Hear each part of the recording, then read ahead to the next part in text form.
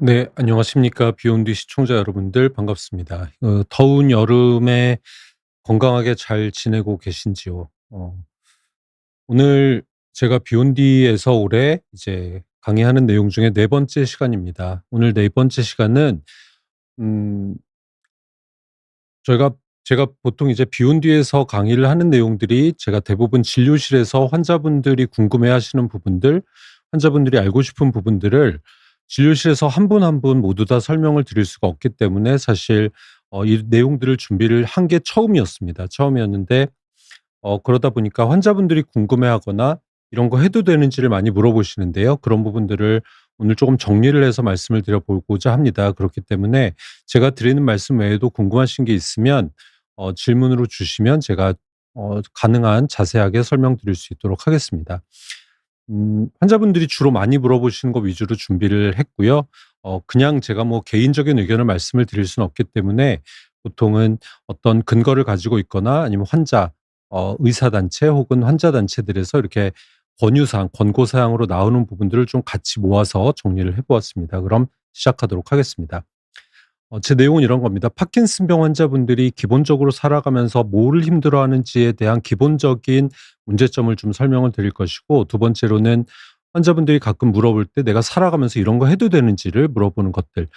대표적으로 운전, 개인 위생 관리, 그리고 음식 준비와 외식하는 부분들, 밥을 술을 먹는 방 술을 먹어도 되는지, 여행을 해도 되는지, 그리고 운동은 어떤 걸 해야 되는지는 각각에 대해서도 다른 바가 있었기 때문에 기본적인 컨셉만 말씀을 드리겠습니다. 그리고 마무리하겠습니다.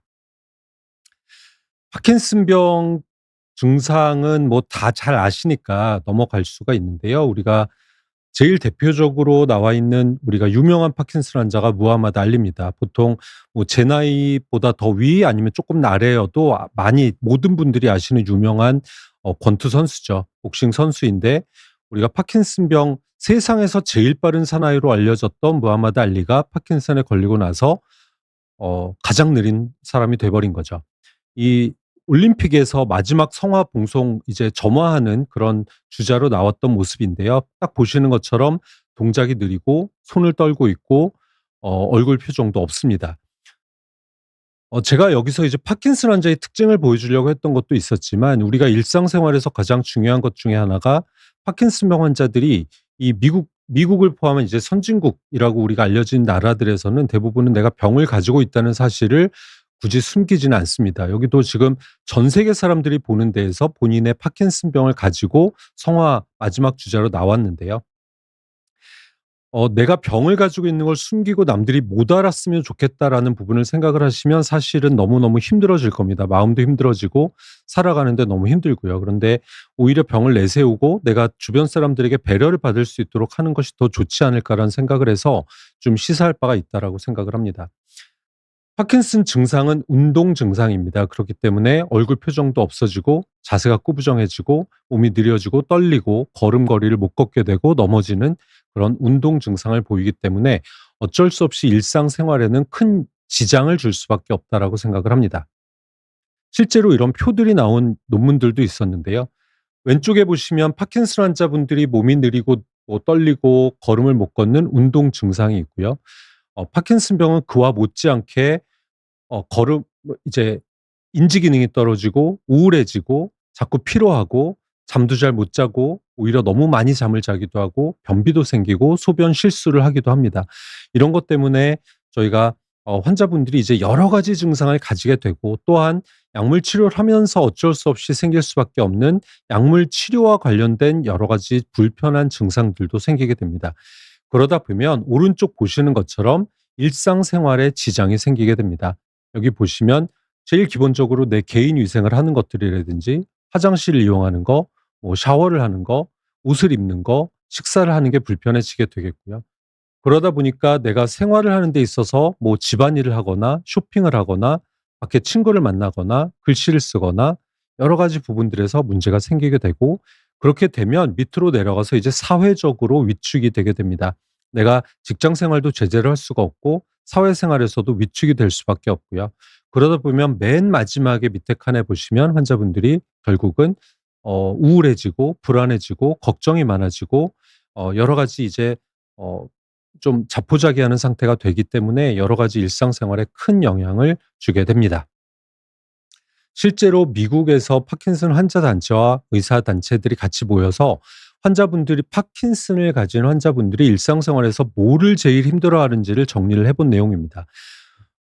우리 일반적으로 정상적으로 활동을 할 수 있는 사람들은 '이게 무슨 문제야.'라고 생각할 수 있는 부분들을 환자들은 힘들어한다는 부분들을 아시는 것부터가 환자들을 조금 대응하는 데 도움이 되지 않을까 싶고요.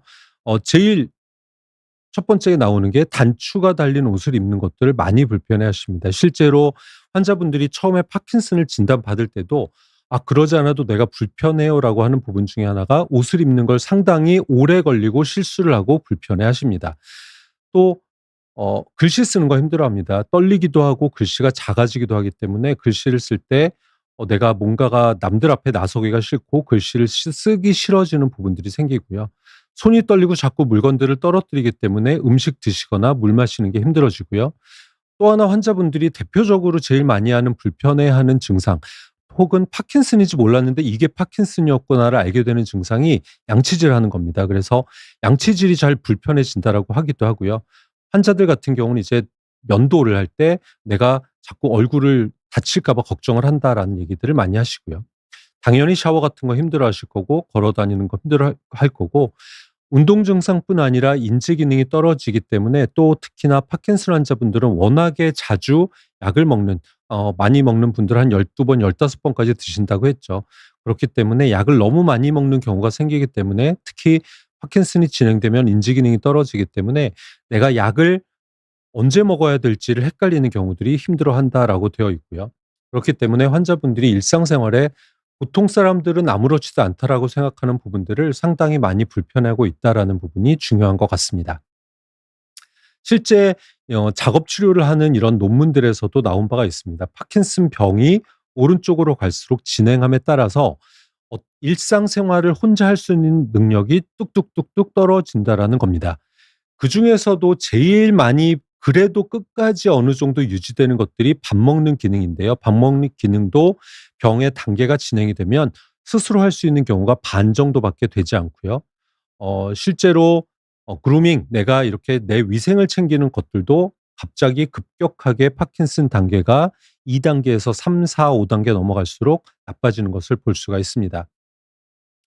또 하나는 이 밑에 가장 힘들어하는 세 가지를 보시면 첫 번째는 옷을 입는 부분들을 많이 힘들어하십니다. 옷 입는 게 생각보다는 우리가 생각하는 것보다는 거동이 불편하신 분들은 상당히 힘들고 오래 걸리고 불편한 증상이고요. 그 외에도 움직이는 것들을 가장 불편해하시는 것으로 되어 있어서 실제로 파킨슨 환자가 말기 5 단계 정도가 되면 움직인다거나 계단을 올라가는 것들은 혼자 하는 거는 거의 불가능한 정도로 나와 있습니다. 그렇기 때문에 일상생활에 큰 영향을 주는 질환이 파킨슨이다라는 부분이고요. 그런 것들을 토대로 해서 그럼 환자분들이 "나 이런 거 해도 되나요?"를 물어보는 부분들을 제가 정리를 좀 해 봤습니다. 첫 번째는 운전을 해도 되는지입니다. 운전이란 거는 사실 사고가 나면 위험할 수 있기 때문에 보통 집안에서 활동하는 것과는 조금은 다른 개념을 가진 것 같아서 조금 자세하게 정리를 해 보았고요. 여러 가지 연구들을 모아서 우리가 논문을 내는 메타 연구라고 하는 게 있는데 메타 연구를 보면 파킨슨병 환자가 평균 병이 생긴 지 6 년에서 7년 정도가 지나면 제대로 된 운전 기능 테스트에 통과를 잘 못한다고 알려져 있습니다. 그리고 실제로 파킨슨병 환자들이 일반 사람들에 비해서 약 2배 정도의 사고 위험이 보고되어 있습니다. 그렇기 때문에 파킨슨병 환자는 '운전을 하면 안 된다.'라고 할 수는 없겠지만 '운전을 할 때는 주의를 해야 된다.'라고 생각을 해야 됩니다. 여기서 제가 안타까운 게 있는데요. 이제 전문적인 기준을 가지고 평가를 해야 되는데 우리나라는 파킨슨병 환자 혹은 뭐 치매 같은 이런 환자들이 전문적인 기준을 가지고 운전을 해도 되는지를 평가하는 기준이 없습니다. 그게 제일 안타깝고요. 이런 부분들은 시급히 개선이 돼야 되지 않을까라고 생각을 합니다. 우리나라는 없는데요. 외국엔 이렇게 되어 있습니다. 외국 기준에는 초기 파킨슨병의 초기부터 기초 종합 운전 평가라는 것들을 시행을 하고 그런 것들을 연간 재평가하라고 되어 있습니다. 왜냐하면 환자분들이 시간이 지나면서 기능이 떨어지기 때문에 한 번 통과했다 하더라도 그다음 해에는 또는 3 년, 5 년이 지나면 못할 가능성이 많기 때문에 매년 재평가를 하도록 권고하고 있습니다. 여기서 중요한 포인트는 종합적으로 평가해야 된다라는 건데요. 이런 다면적 평가가 현재 제대로 시행되는 나라들은 소위 말 그대로 선진국들입니다. 아시아에는 싱가포르만 되고 있는 것으로 알고 있고요. 이제 서양권에서는 호주, 캐나다, 영국, 아일랜드, 뉴질랜드, 미국에서 이런 전문적인 평가를 시행하고 있는 것으로 되어 있습니다. 우리나라도 시급히 도입이 돼야 될 것 같습니다. 왜냐하면 사고가 나면 본인뿐 아니라 주변 사람들도 위험하기 때문인데요. 연구가 있었습니다. 실제로 도로주행 테스트를 하거나 드라이빙 시뮬레이션으로 활용을 해서 운전이 가능한지를 평가해 본 결과에 따르면 임상에서 우리가 파킨슨병 환자들 병원에 오시면 의사들이 뭐 움직이는 기능 뭐 반짝해 보세요, 움직여 보세요, 뭐 걸어 보세요 이런 걸 하는데요. 이런 운동 기능을 평가하는 UPDRS라고 하는 점수만으로는 실제 이 환자가 안전하게 운전할 수 있는지를 평가하는 능력은 정확하게 평가하기 어렵다라는 결론이 난 바가 있습니다. 실제 이런 도로 주행 테스트를 시뮬레이션 해본 결과에서는 실제로 위험도와 가장 높은 연관성을 보인 것은 오히려 이제 운동 점수보다는 대비 감도라고 하는 게 있습니다. 컨트라스트 센시티비티라고 해서 흑백에서 이런 흑백 어둡고 밝은 거를 감별해낼 수 있는 능력인데요. 뒤에도 나오겠지만 대비 감도가 가장 중요한 사고를 피할 수 있는 능력이라고 되어 있었고요. 특히 인지 기능이 중요했습니다. 그래서 시각적인 정보를 내가 받아들이고 이거를 어떻게 처리하는지에 대한 처리 속도가 운전의 안전성에 되게 중요하다라고 되어 있었고요. 세 번째는 사이코모터 스피드라고 해서 정신 운동 속도라고 하는 부분들이 실제로 이 환자가 파킨슨 환자가 운전을 얼마나 안전하게 할 수 있는지는 가장 잘 반영할 수 있다라고 되어 있어서 오히려 파킨슨의 저희가 측정하는 운동 점수 플러스 이런 인지 기능이나 시력 검사 같은 것들이 반드시 필요하다라는 부분을 알 수가 있었습니다. 실제 파킨슨 환자에서는 운전할 때 그럼 뭐를 고려해야 되는지를 보겠습니다. 당연하겠지만 파킨슨 병은 느려지는 병이기 때문에 이 병이 환자분들이 얼마나 느리게 반응이 되는지가 중요하겠고 몸이 얼마나 뻣뻣한지도 이런 대응을 하는 데 중요하기 때문에 중요하겠습니다. 특히나 오른쪽 다리가 증상이 심한 경우에는 우리가 브레이크나 엑셀을 조작할 때 실수가 잘 생길 수 있다라고 하고요. 엑셀이나 브레이크를 밟다가 전환을 해야 되는데 급한 상황에서 전환 속도가 너무 느려지는 경우가 있다라고 했고 운동이 굼떠지기 때문에 브레이크와 엑셀을 동시에 밟는 경우들이 생긴다라고 합니다. 그래서 운동 기능 평가는 아주 중요한 평가이겠고요. 아까 앞에서도 말씀드렸던 것처럼 인지 기능과 시각 또는 시야 능력은 아주 중요합니다.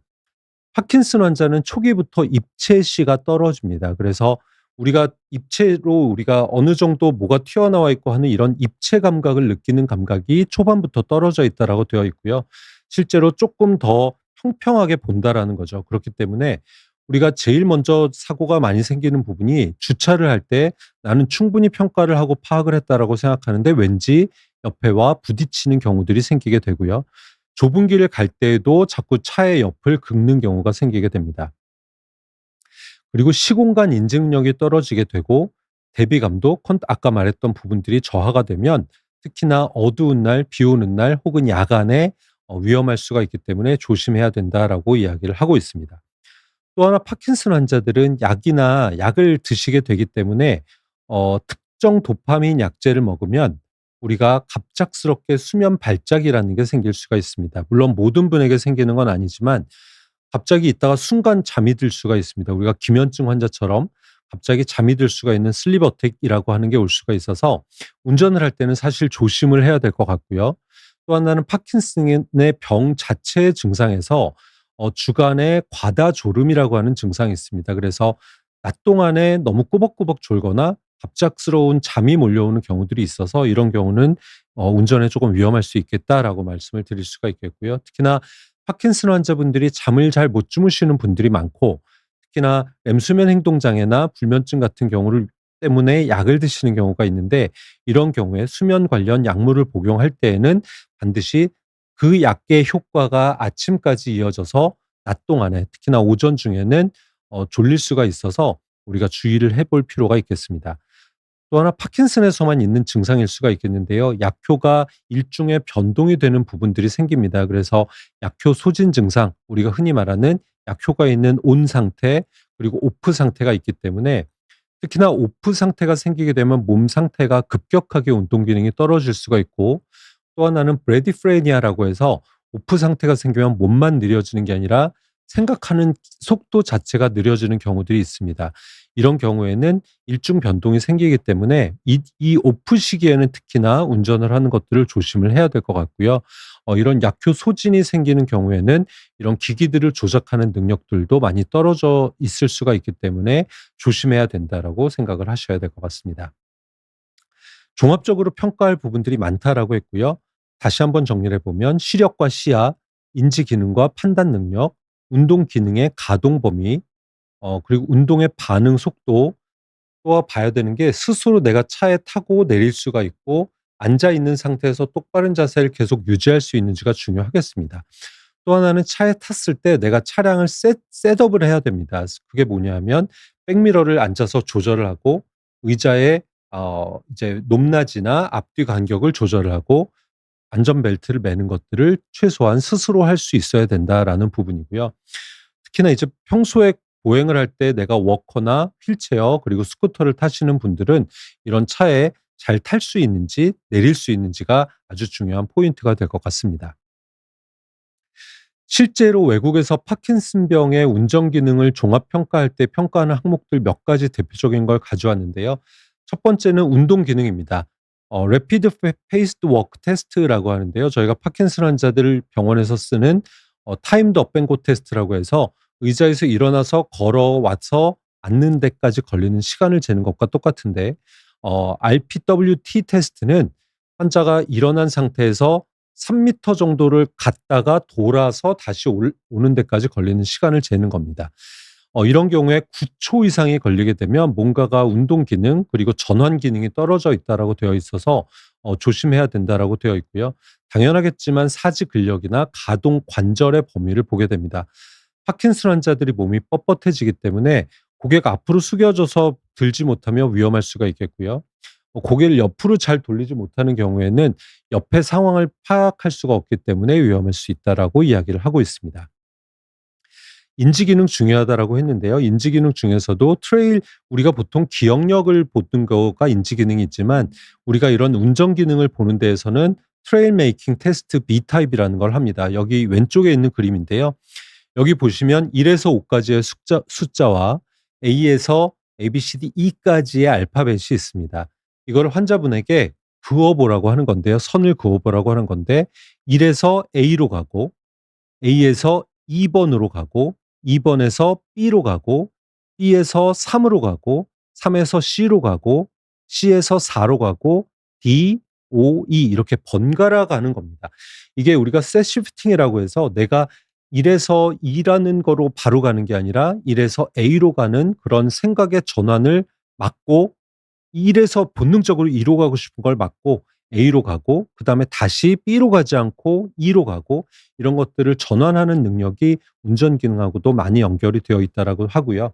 두 번째는 시계 그리기입니다. 동그라미를 주고 우리가 숫자 판을 그린 다음에 11시 10분을 그려보세요라고 합니다. 여기서 우리가 평가하는 건 12로 시작해서 1에서 10일까지 쓰는 게 적절하게 배치가 되는지, 그다음에 배치 간격이 적절한지, 그다음에 시침과 분침을 적절하게 그릴 수 있는지 그런 것들을 평가를 해서 이 사람이 인지 기능 중에서 시공간 구성 능력이 얼마나 있는지가 운전과 중요하다라고 합니다. 세 번째는 시력입니다. 아까 시력, 시야 당연히 중요하겠죠. 그런 거 보는데요. 컨트라스트 센시티비티라고 해서 대비 감도가 중요하다라고 했는데 여기 오른쪽에 보시는 표입니다. 이 흑백을 대비를 했을 때 이 대비가 된 부분을 얼마나 내가 정확하게 감지해낼 수 있는지, 흑백의 차이가 있는지를 보는 건데요. 이 대비 감도가 많이 떨어지신 분들은 흑백 대비를 잘 구별을 못해서 특히나 어두울 때, 비 올 때 혹은 야간에 운전할 때 위험할 수가 있다라는 부분을 아까 말씀을 드린 바가 있었습니다. 내가 그러면 일반적으로는 뭘 봐야 되느냐? 내가 혹은 내 부모님들이 이런 것들을 운전을 할 수 있으실지를 한번 보려면요. 고개 자세가 얼마나 숙여져 있는지가 중요할 것 같고요. 두 번째는 보행하거나 움직일 때 동결 보행 혹은 동결이 생기는 경우는 위험할 수가 있습니다. 갑자기 멈춰 버리기 때문이겠고요. 운동 기능이나 각성 상태가 갑자기 졸리게 되거나 갑자기 순간 잠이 오거나 그런 경우 위험할 수가 있겠고요. 네 번째는 운전을 하시는데 옆에서 보면 갑자기 가속이 되거나 부적절하게 갑자기 감속이 되거나 속도를 일정하게 유지하지 못하고 계속 브레이크를 밟거나 이런 경우들은 위험할 수가 있겠고요. 한 발로 두 개의 페달을 동시에 밟는 일이 있을 때에도 위험할 수가 있겠습니다. 그리고 누가 봐도 위험한 상황인데 조금 무분별하게 앞으로 나가시거나 이런 것들을 내가 피하지 못하는 경우는 위험할 수가 있겠고요. 당연하겠지만 접촉 사고가 있는 경우, 그리고 익숙한 경우에 길을 잃어버릴 때에도 정말 위험한 상황이라고 볼 수가 있겠습니다. 그래서 조금 정리를 해 보면 이렇습니다. 이분은 '이제는 운전을 그만해야겠구나.'라고 생각을 해야 되는 징후들은요. 1년 이내에 접촉 사고나 가벼운 충돌 혹은 주차를 하다가 자꾸 차에 접촉 사고가 나는 경우들은 '조금 위험하다.'라고 생각할 수가 있을 것 같겠고요. 내가 늘 다니던 익숙한 경로에서도 내비게이션을 못 보는 거 외에도 길을 자주 잃어버린다면 '내가 뭔가가 이제는 운전을 조금 그만해야 되는 상황 아닌가.' 생각할 수가 있겠고요. 또 하나는 보행자나 다른 차량에 대한 반응 시차에 대한 지연입니다. 대표적인 예로는 이런 겁니다. 나는 운전 잘하고 있는 것 같은데 주변 차들이 자꾸 뭔가 빵빵거리면 남들과 이렇게 페이스를 맞추지 못하는 거기 때문에 운전이 조금 위험해지는 상황 아닌가 생각을 해야 될 것 같고요. 또는 일시적으로 운전을 잠깐 중단해야 되는 경우는 약물을 조정한 직후에 심한 졸음을 경험할 수가 있습니다. 약을 뭔가 바꿨는데 그다음에 너무 졸리다라고 하면 잠깐은 운전을 쉬어보는 것이 좋지 않을까 생각을 합니다. 그만두는 거 말고요. 조건부로 한번 '운전을 조금 조심해야 되지 않을까.'라고 생각해야 되는 경우가 있습니다. 저는 운전을 좀 조건을 두고 제한을 해야 되는 경우는 특히나 파킨슨 환자가 '야간에는 운전하는 걸 조금 조심하셨으면 좋겠다.'라고 생각을 합니다. 물론 파킨슨 중에도 한 반 정도의 환자분들은 내 기능이 멀쩡하고 인지가 멀쩡하고 반응 속도 멀쩡하신 분들은 운전해도 됩니다. 제 환자 중에도 택시 운전하시는 분들도 많이 있고요. 그런 분들은 적어도 제가 보기엔 전혀 지장 없는 분들은 괜찮습니다 말씀을 드릴 수가 있습니다. 이거는 조금 진행되거나 기능이 떨어진 분들에 해당하는 거라는 부분은 잊지 마시고요. 야간에 운전을 하는 게 조금 위험할 수 있고 특히나 운전을 하더라도 제일 차가 복잡한 출퇴근 시간은 피하시는 게 좋겠고요. 조금 운전 기능이 떨어지시는 분들은 고속도로 운전은 위험할 수 있기 때문에 제한하시는 게 좋겠다라고 말을 합니다. 파킨슨 환자의 경우는요. 약물 타이밍에 따라서 운전을 하는 것을 조절할 필요가 있습니다. 반대로 말하면 우리가 온 오프가 자주 걸리는 분들은 온 시간에만 운전을 하시는 걸 권유를 해 드리고요. 아까 갑자기 졸리거나 이런 부작용이 생길 수가 있다라고 했었기 때문에 만약에 내가 약을 바꿨다라고 한다면 한 1-2주 정도는 운전을 조금 유예하면서 내 상태를 평가해 보는 것들도 중요하겠습니다. 그리고 아까 휠체어를 타거나 이렇게 차에 올라타거나 이런 것들이 불편하신 분들은 재활 전문가들의 조언에 따라서 차량을 개조해 볼 필요도 있겠다라고 생각을 합니다. 두 번째입니다. "옷을 입는 게 불편해한다."라고 하셨죠. "옷을 입는 거나 개인 위생 위험하지 않나요?"라고 물어보는 경우들이 많은데요. 특히나 이제 정교한 신체 조작을 요하는 행동들이죠. 이런 경우들은요. 사실은 내가 불편하면 조금 방법을 바꾸는 것을 권해 드립니다. 첫 번째는 옷을 입을 때 내가 단추를 채우거나 지퍼를 올리는 거 자체를 많이 힘들어하시고 오래 걸립니다. 누가 해 줘야만 되는 경우들이 있어서요. 이럴 때는 옷을 좀 바꿔 보는 것은 상당히 도움이 많이 됩니다. 그래서 우리가 찍찍이라고 하죠. 벨크로로 된 옷으로 내가 옷을 갈아입거나 아니면 똑딱이라고 하죠. 우리가 자석으로 똑 하고서 채워지는 옷들을 입으시면 훨씬 속도가 빨라지고요. 옷을 입는데 자신이 생길 거라고 생각을 합니다. 바지 같은 경우도 마찬가지입니다. 바지를 입고 너무나 꽉 끼는 옷 같은 거는 벗거나 입기가 힘들기 때문에 조금 피하시고요. 풍성하고 평평한 옷을 입으시는 게 좋고 옷도 이렇게 단추를 채우거나 지퍼를 올리는 것보다는 약간 뭐라 그럴까요? 이 고무줄로 된 옷을 입으시는 게 훨씬 좋고요. 고무줄 바지가 무조건 추리닝은 아닙니다. 요즘에는 이런 정장 스타일로 나온 옷들 중에서도 고무줄로 된 옷들이 있기 때문에 그런 옷들을 입으시면 훨씬 좋지 않을까라고 생각을 합니다. 슬립온 신발을 신으라고 했습니다. 여기 보시는 이런 신발들이 제가 보여 드린 요런 신발들이 가장 대표적인 슬립온 구두고요.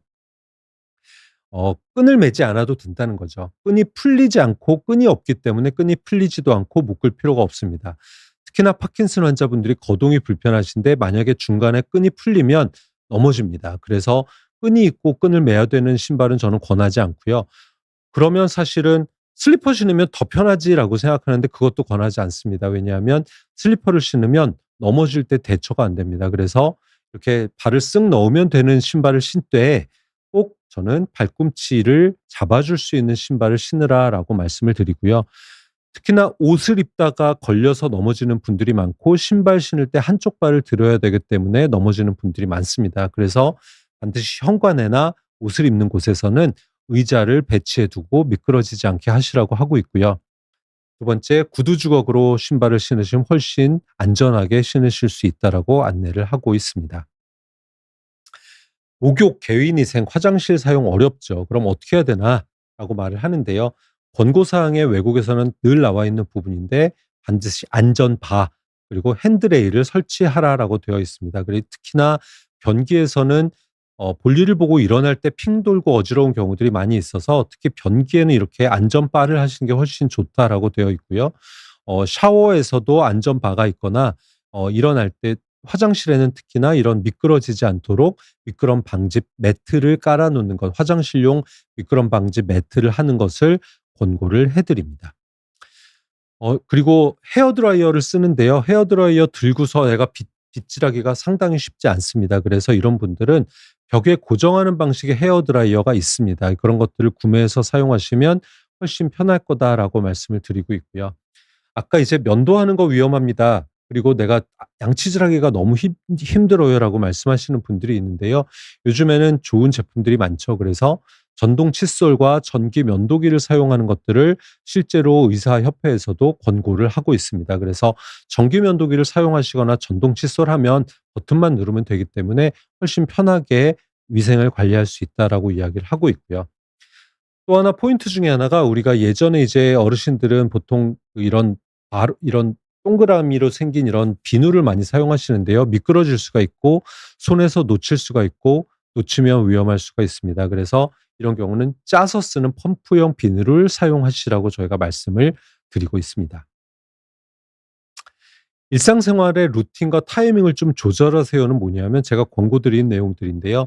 파킨슨병 환자가 분명히 상태가 더 좋은 온 상태들이 있거든요. 이런 온 상태에 내가 할 수 있는 개인 위생이나 옷을 정리하거나 옷을 갈아입거나 외출을 하거나 운전하는 것들을 하라고 말씀을 드립니다. 이런 루틴을 만들어서 내가 온이 걸리는 시간대에 대부분의 활동을 할 수 있도록 해 주시면 온은 조금 오프 상태가 생길 때에는 내가 뭔가가 조금 쉬어가는 페이지로 생각을 할 수가 있고 내 몸이나 마음이 바빠지지 않도록 내 루틴을 좀 만들어 보시면 어떨까라는 권고를 드립니다. 식사 준비와 식사입니다. 식사 준비하는 거 불편하죠. 그래서 요리 도구를요, 요리사처럼 하지 마시고 최소화하는 거를 권고를 합니다. 그리고 여기 그림 보시면 옛날에도 보여드렸던 그림인데요. 이분 같은 경우는 내가 싱크대가 워낙 높게 돼 있기 때문에 할머니 키가 작으신데 등이 굽으면 어 아예 내가 손이 닿질 않습니다. 그래서 이런 경우에 이분 같은 경우는 의자를 놓고 이렇게 부엌일을 하시는 경우들이 있는데 누가 보더라도 너무 위험합니다. 그래서 이분들은 생활 이제 주변 환경을 개선하는 사업에서 이 싱크대의 다리를 잘랐습니다. 다리를 잘랐더니 환자가 훨씬 편안하게 접근을 할 수가 있었고요. 특히나 이제 외국 선진국 같은 경우에는 휠체어를 타고도 이런 주방에 세면대, 싱크대에 들어갈 수 있도록 집안을 개조할 수 있는 방법들도 있다라고 말을 하고 있고요. 특히나 "무게가 있는 식사 도구를 사용하라."라고 얘기를 하는데요. 우리가 그립감이 있고 그립을 쥐으면서 우리가 보통 일반적인 젓가락, 일반적인 포크나 숟가락보다 쪼끔 더 무거운 걸 사용하면 일단은 좋은 건 환자의 손떨림이 덜하고요. 환자들이 조작을 할 때 훨씬 안정감을 느낀다라고 합니다. 그래서 이렇게 먹는 각도에 편하게 나오는 이런 포크나 스푼 같은 것들도 있긴 하고요. 뭔가 손잡이를 잡아줄 수 있는 것들이 훨씬 안전하다라고 되어 있고요. 두 번째는 어 접시에 턱이 있는 게 안전하다라고 하고 훨씬 먹기 편하다라고 합니다. 그래서 접시에서 그냥 그러니까 미끄러지면 내가 잘 못 집잖아요. 그러니까 턱이 있는 접시들을 사용을 하게 되면 여기를 집으면서 올리게 되면 훨씬 음식을 편하게 올릴 수 있다라고 되어 있고요. 자꾸 음식이 떨어지거나 불편한 접시를 다루기 힘든 분들은 미끄럼 방지 매트라는 걸 팔더라고요. 그래서 이런 식판이죠. 식판을 깔아서 미끄러지지 않도록 접시가 미끄러지지 않도록 하는 접시를 사용하면 훨씬 편하게 환자가 안전하게 식사를 하실 수 있을 거라고 생각을 합니다. 외식입니다. 사실은 외식은 그냥 하면 됩니다. 제가 앞에서 무하마드 알리의 비디오를 보여드렸던 이유가 우리나라 환자들은 타인의 시선을 너무 보기 때문에 밖에 안 나가려고 하고요. 누구를 만나고 싶어 하지 않는 경우들이 많은데 사실은 그럴 필요는 굳이 없습니다. 생각보다 내 불편함에 대해서 남들이 그렇게 신경 쓰지 않습니다. 그래서 내가 하고 싶은 거 당당하게 하는 마음을 좀 갖는 게 저는 중요하다라고 생각을 하는데요. 하지만 우리가 신경 써야 될 부분은 있습니다. 첫 번째는 음식점의 위치와 동선은 고려하셔야 됩니다. 뭐 산을 올라가야 되는 데는 가기 힘들겠죠. 두 번째는 위치인데요. 생각보다 한 층을 올라가거나 한 층을 내려가는 엘리베이터가 없다라면 걸어 내려가야 되는 부분들에 대해서 환자분들이 많이 힘들어하십니다. 그렇기 때문에 가능하면 입구가 넓고 1 층에 있는 식당을 갈 수 있도록 배려를 해 주시는 게 좋겠다라고 생각을 하고요. 약속 시간도 가능하다라면 선정을 할 때 좀 고려를 해 주셨으면 좋겠는데 이게 무슨 얘기냐? 식사 시간에 북적북적거립니다. 사람이 많을수록 조금 더 긴장이 되고 실수를 할 확률이 높아지기 때문에 이왕이면 가능하다면 식사 이런 메인 시간에는 조금 피해서 약속을 잡으시는 게 훨씬 좋지 않을까 생각을 합니다. 커피나 자극적인 음식을 피해야 되는지 어떤 음식을 먹어야 되는지 말씀을 하시는데요. 사실 제가 비온 뒤에서 옛날에 "어떤 음식을 드세요. 이런 게 파킨슨 환자의 건강한 음식입니다."는 이미 말씀을 드린 바가 있기 때문에 그 부분을 따로 말씀을 드리진 않을 건데요. 제일 문제는 맛있는 음식이 사실은 대부분 건강에 좋지 않은 경우가 대부분입니다. 그래서 우리가 "맛있는 음식을 먹어도 되냐?"라는 부분에 대한 거를 간단하게 말할 건데요. 꼭 먹고 싶으면 드십시오. 그걸 너무 제한할 필요는 없다라고 저는 생각을 합니다. 제일 많이 물어보는 것 중에 하나가 이제 기호식품 중에서 커피나 녹차, 홍차 먹어도 되나요? 먹어도 됩니다. 오히려 커피나 녹차에 있는 이런 성분들은 파킨슨에 좋은 효과를 보이고 있다라고 이야기를 하기 때문에 먹어도 되는데요. 문제가 되는 거는 밤에 드시면 야간에 소변을 보게 되죠. 이뇨 효과가 있는 음식들이기 때문에 밤에 소변을 너무 자주 보게 되면 불편하죠. 잠을 오래 자지도 못하고 자꾸 깨야 되기 때문에 불편하기 때문에 이왕 커피나 녹차를 드시는 건 좋지만 오전 중에 드시는 거를 권유를 해 드린다라고 말을 합니다. 맵고 짜고 달고 맛있고 자극적인 음식 먹어야 되나요? 먹어도 됩니다. 근데 너무 그것만 먹으시는 건 안 좋고요. 내가 스트레스를 풀기 위해서 먹는 경우는 파킨슨 환자는 좀 주의를 하시는 건 좋습니다. 특히나 맵고 짠 음식 이런 자극적인 음식은 조금 조심하셔야 되는 이유는 파킨슨 환자가 소화가 잘 안 되고 위장이 약하잖아요. 그래서 맵고 짠 음식을 드시면 그걸 소화하는 데 상당히 힘들어하시는 경우들을 많이 봤습니다. 그래서 이런 음식들은 조금 드시고 싶을 때 꼭 땡길 때는 드시지만 너무 자주 드시지 마세요라고 말씀을 드립니다. 음식에 대해서 제일 궁금해하는 건 파킨슨 환자분들이 와서 말씀하십니다. 제가 뭐 찾아봤더니 어 "단백질 먹으면 안 된다고 하는데 정말인가요?" 라고 말하는데요. 저는 반은 맞고 반은 틀리다고 생각을 합니다. 파킨슨 환자뿐 아니라 노인이 될수록 저는 "단백질 많이 먹어야 된다."라고 합니다. 우리나라 환자들은 단백질 섭취가 부족합니다. 그래서 단백질을 많이 드세요. 그냥 "드시는 게 좋다."라고 하는데요. 파킨슨 환자분들이 단백질에 대해서 걱정을 하시는 이유는 사실 고단백하고 파킨슨 약을 같이 먹으면 약의 흡수가 더뎌진다라는 부분 때문입니다. 그런데 그게 이제 파킨슨 초반 중반까지는 사실 거의 상관없다라고 되어 있고요.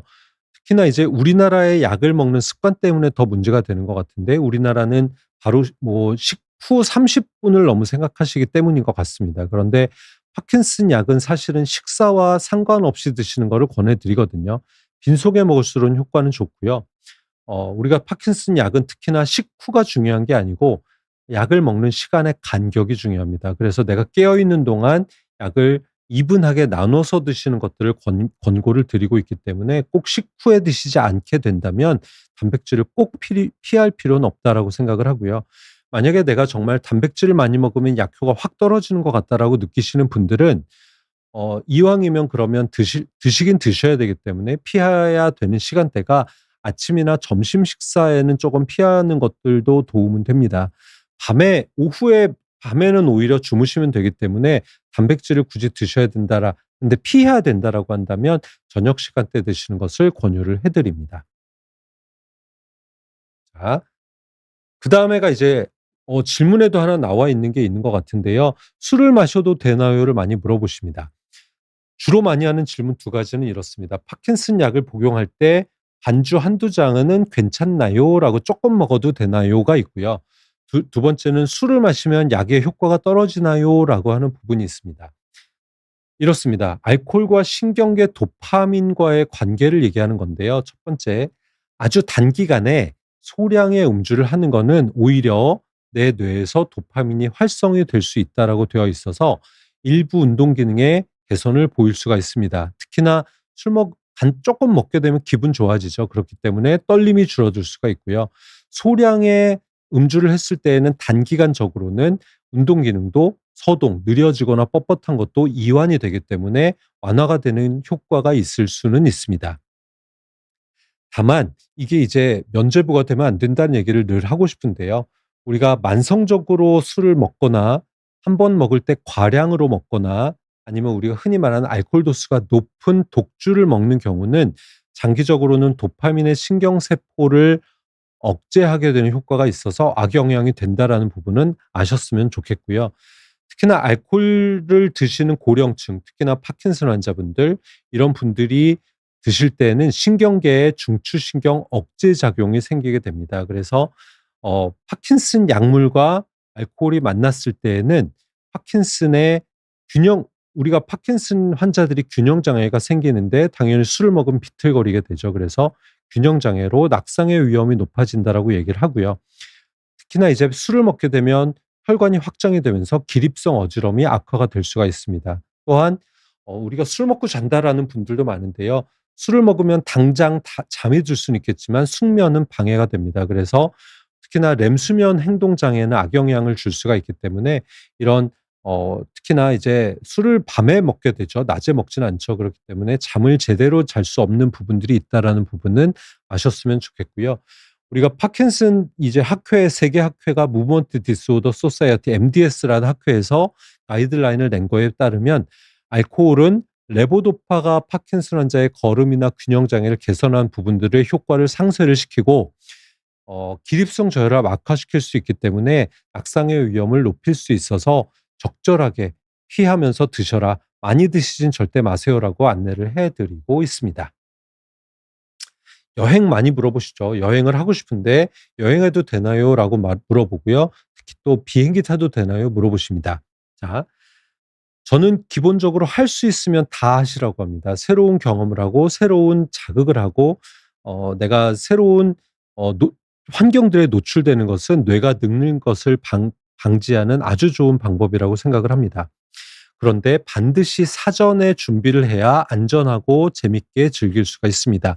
파킨슨 환자가 여행을 가려고 할 때는 꼭 생각해야 되는 부분들을 좀 정리를 해 봤는데요. 첫 번째는 약이 모자라지 않게 챙겨야 됩니다.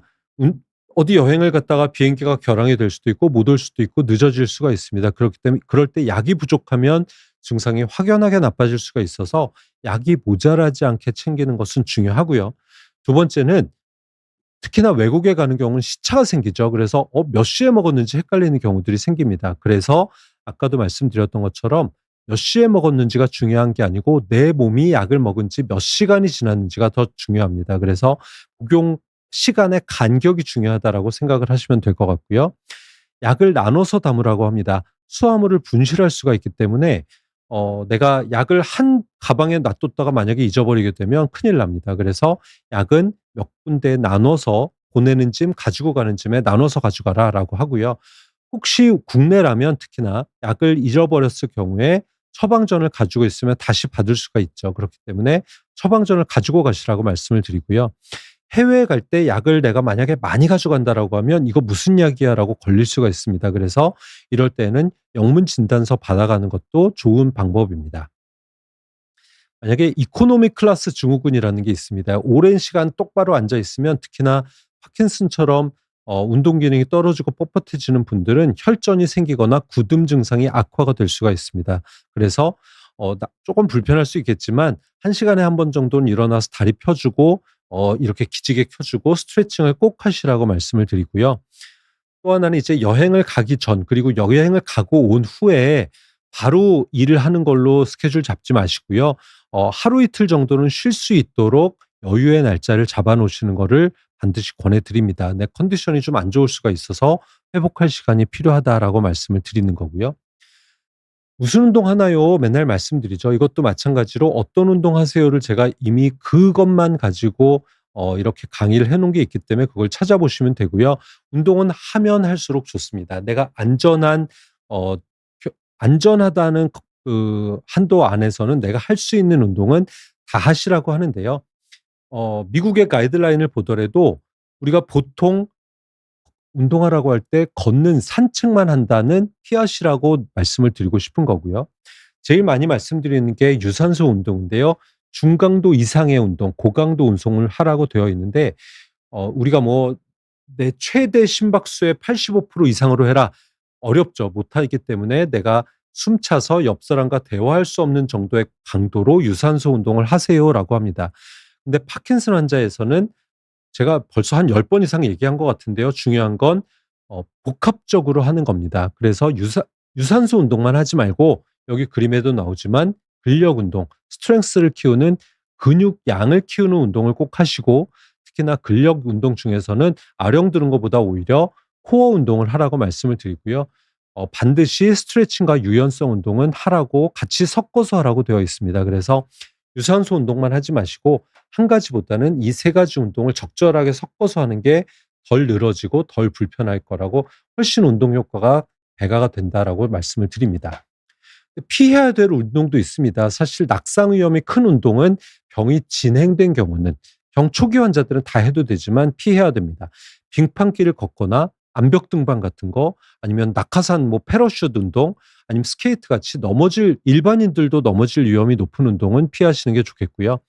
두 번째는 급격한 방향 전환은 파킨슨 환자는 위험할 수 있습니다. 진행된 파킨슨 환자 같은 경우는 축구, 농구, 테니스 같이 빠르게 방향을 전환해야 되는 운동들은 조금 피하시는 게 좋겠고요. 하지만 구기 종목 중에서도 탁구는 안전하고 부상 운동이 낮고 이런 내가 이런 반응 속도를 늘리고 유연성을 키우고 유산소도 되는 좋은 운동으로 알려져 있습니다. 너무 근력 운동하라고 했지만 너무 과다한 이런 증량 운동, 중량 운동 뭐 3대 500을 하고 이런 것들은 조금 위험할 수 있다라고 이야기를 하고요. 특히나 병이 좀 진행되신 분들 같은 경우는 혼자 야외에 멀리 나가는 것들은 조금 피해야 될 수도 있습니다. 왜냐하면 돌발 상황이 있을 때 누가 같이 대처를 해 줘야 되기 때문에 조금 안전하게 누구와 같이 나가는 것들은 너무나 좋을 수 있지만 혼자 멀리 나가는 운동은 조금 위험할 수 있다라고 말씀을 드립니다. 마지막입니다. 파킨슨에서 "이런 거 해도 되나 저런 거 해도 되나."는 저는 기본적으로는 다 할 수 있는 거 하라고 말씀을 드리고요. 오히려 안 하고 못한다 좌절하는 게 더 문제라고 생각합니다. 그렇기 때문에 저는 해 보자고 생각하는 이런 마음 그리고 '나는 할 수 있다.'라는 자신감이 더 중요하고요. 우리가 이런 것들을 내가 혼자 고민하는 것들이 아니라 의료진을 포함해서 보호자, 친구들이 같이 관심을 가지고 조금 배려를 해 줬으면 좋겠다라는 관심을 제일 중요하다라고 생각을 합니다. 오늘 이제 네 번째 시간으로 파킨슨 환자들이 "이런 것들을 해도 되나요? 할 때는 뭘 조심해야 되나요?"를 했었는데요. 이런 부분들에 대해서 궁금한 부분들이 있으면 짧게 남은 시간 동안 제가 질문 받고 답변 드리도록 하겠습니다. 경청해 주셔서 감사합니다. 질문 좀 들어보겠습니다. 첫 번째인데요. 마음도 부자님께서 올려주신 내용입니다. "파킨슨병 환자가 자꾸 앞으로 쏠리거나 넘어지는 이유는 무엇인가요? 낙상이 잦아지면 진행됐다는 뜻인가요?" 라고 하셨는데요. 맞습니다. 사실은 파킨슨의 기본 증상이 앞으로 몸이 구부정해지고 몸이 쏠리는 부분이 있고요. 그렇기 때문에 걷다가 자꾸자꾸 걸음이 빨라지는 경우들이 있습니다. 낙상이 생긴다는 거는 사실은 병이 진행됐다는 증거 맞고요. 정말 조심해야 되는 상황이다라고 생각을 합니다. 그래서 낙상이 특히나 환자분들이 많은 경우에 어지러워 여러 가지 이유로 생기잖아요. 그래서 방향을 틀다가 넘어지는 경우도 있겠지만 일어나다가 어지러워서 주저앉아서 쓰러지는 낙상도 생기게 되고요. 특히나 집안 환경이 뭔가 어지럽다면 걷다가 미끄러워서 혹은 뭐에 걸려서 넘어지는 경우들이 많아서 그런 경우들은 어떤 이유로 넘어지냐에 따라서 어떻게 조심해야 되냐가 달라질 수 있을 것 같습니다. 두 번째입니다. 첫 번째, 파킨슨병 약을 먹으면은 움직임이 좋아지다가 시간이 지나면 빨리 떨어진다고 들었는데 왜 그런지 궁금합니다 합니다라고 했는데요. 이거는 왜 그런지에 대해 얘기를 하면 그게 이제 1시간 강의이기 때문에 짧게 말씀드리겠습니다. 이게 환자분들이 오해하시는 게 약을 먹으면 부작용으로 약발이 짧아진다라고 하는데요. 그거는 틀린 말입니다. 두 가지 이유가 중요하다라고 되어 있었는데요. 약효 소진 증상이 오는 이유는 제일 중요한 건 병이 오래 진행되었기 때문입니다. 그래서 병이 진행이 되면 내가 병을 약이 들어왔을 때 그 약을 간직할 수 있는 기능이 떨어지기 때문에 약효가 빨리 떨어진다가 제일 중요한 것이고, 그렇기 때문에 그런 이유로 약을 드시는 치료를 꺼리는 건 사실은 되게 미련한 생각이다라고 생각을 하기 때문에 병이 진행되기 전에 빨리 약을 드시고 약으로 관리를 하는 게 중요하다라고 되어 있고요. 점점점 신경이 퇴행되기 때문이다라고 생각을 하시면 될 것 같습니다. 세 번째입니다. 걷기, 근력 운동, 자전거, 수영 중 어떤 운동이 특히 도움이 되나요? 제가 예전에 운동하는 경우에도 제가 말씀을 드린 바가 있었는데요. 유산소 운동할 수 있는 거는 어떤 운동이 더 superior, 더 우월하다라는 부분은 밝혀진 바가 없습니다. 다만 이런 거죠. 어 자전거 좋습니다. 근데 내가 야외에 나가서 자전거를 탈 상황이 안 되면 제일 합당하고 안전하고 무릎의 관절에 도움이 되고 내가 강하게도 할 수 있는 운동은 사실은 실내 자전거 타기라고 저희가 말씀을 드리는 바가 있고요. 특히나 또 넘어질 위험이 있고 관절이 안 좋은 분들은 수영도 너무 좋은 운동이라고 되어 있습니다. 어떤 운동 한 가지만 하세요가 아니고요. 운동을 할 때는 근력과 유산소, 유연성 운동, 밸런스 운동을 같이 복합적으로 하는 게 가장 좋다라고 생각해 주시면 될 것 같습니다. 윤26465 님께서 말씀을 하셨는데요. 재밌는 질문입니다. "테슬라 자율주행 운전은 파킨슨병 환자도 할 수 있지 않을까요?" 라고 하셨는데요. 파킨슨 운동 기능이 떨어진 환자는 자율주행 훨씬 할 수 있죠.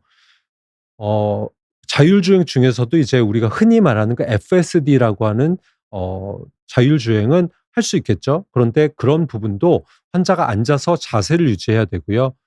적어도 내가 어느 정도의 조작을 해야 되는 부분들을 할 수 있어야 됩니다. 그래서 완전히 기능이 떨어진 파킨슨 환자가 자율주행을 하는 게 맞느냐에 대해서는 조금 조심해야 될 거는 같지만, 앞으로 가면 갈수록 거동이 불편한 환자들도 자율주행이 앞으로 3 단계에서 4 단계, 5 단계 넘어갈수록 훨씬 더 자율주행에 의존해서 우리가 조금 더 이동권이 안전하게 생길 수 있지 않을까라고는 기대하고 있습니다.